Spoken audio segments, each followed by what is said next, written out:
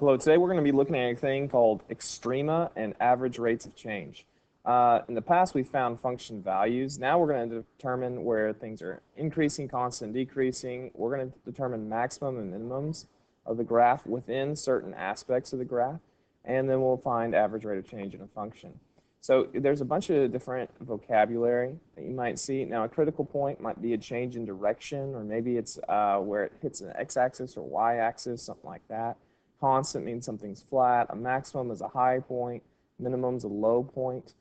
We'll talk about the maximum of the whole graph or within just a certain point within it. And a point of inflection might be like an S-curve where it doesn't exactly change direction, but you see that it does have this little flex there. That's what they call a point of inflection.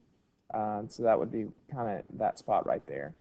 And a secant line is going to be a line that cuts through another curve. All right, so increasing just means the graph's going up as it travels to the right. Decreasing would mean it goes down as we travel to the right. Finally, constant would just mean it has a period of staying flat. Here's example 1. Use the graph of the function f of x equals x squared minus 4 to estimate the intervals to the nearest half unit on which the function is increasing, decreasing, or constant, and support the answers numerically. Now we're just going to look visually, and you'll see that it's going down from the left all the way to this point there.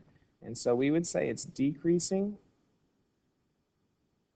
on the interval from negative infinity to 0. Now when you do increasing and decreasing, we always just put it in parentheses just because there's going to be a point where it's constant, so we don't include that point. We're just going to use parentheses, okay? And we'll say it's increasing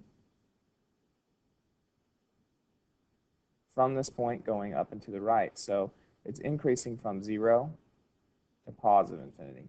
And so you just write it like that, all right, with parentheses. Here's another one. Use this graph to estimate the intervals nearest half unit, again, which is increasing, decreasing, or constant. Well, it starts, and it looks like it's decreasing to there.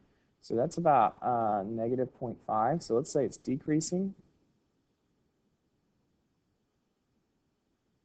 from negative infinity all the way to 0.5.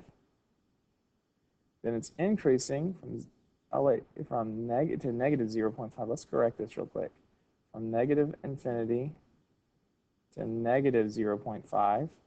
And then there's a period where it's increasing. Notice I left the space because it's going to decrease again. It's increasing from this spot to this spot. So from negative 0.5 to 0.5, it's increasing. And then again, it's decreasing. So anytime you have a second interval, you'll do a U. It's decreasing from 0.5 positive to positive infinity. Just like that.